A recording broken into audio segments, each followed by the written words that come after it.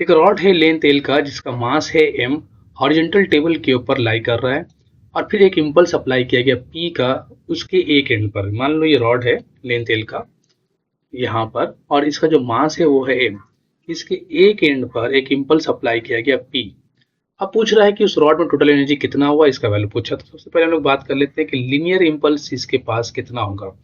तो linear impulse का symbol हम बना लेते हैं पी और इसे लिख लेते हैं मास इंटू वेलोसिटी।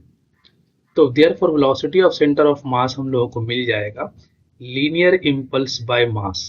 ठीक है, दूसरा काम करते हैं हम लोग एंगुलर इम्पल्स निकाल लेते हैं। तो एंगुलर इम्पल्स जो होगा वो बराबर होता है linear impulse into length of rod, या इसे हम लोग लिख सकते हैं moment of inertia into omega.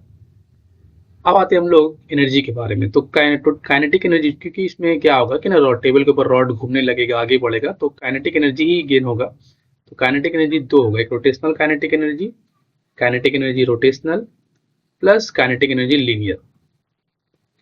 तो रोटेशनल काइनेटिक एनर्जी में हम लोग जानते हैं हाफ आई ओमेगा स्क्वायर, और काइनेटिक एनर्जी लीनियर जो होता है हाफ एम वी स्क्वायर। ठीक है, अब हाफ आई सी एम जो रॉड का होता है वो होता है वो M L square by 12। Rod का moment of inertia M L square by 12।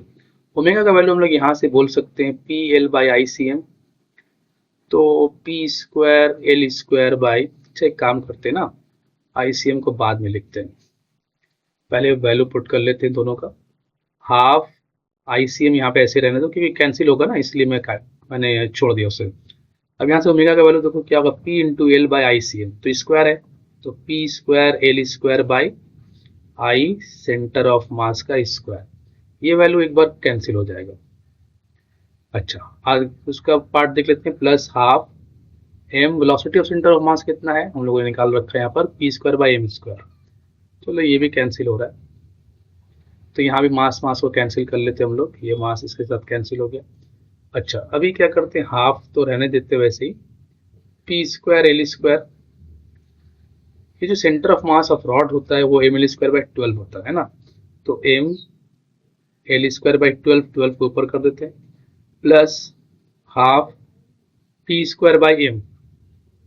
अभी ये एल स्क्वायर कैंसिल हो गया फिर से। ठीक, तो और ये क्या बचा, 1/2 12 पी स्क्वायर, ये बचेगा 1/2 कॉमन निकाल लेते हैं, 12 पी स्क्वायर बाई एम, और यहाँ बचेगा पी स्क्वायर बाई एम। तो एलसीएम लेने से कितना हो जाएगा, 13 पी स्क्वायर बाई एम, तो 13 पी स्क्वायर बाई 2 एम, ये आंसर होगा। तो ऑप्शन कौन सा सही है, सी ऑप्शन करेक्ट है।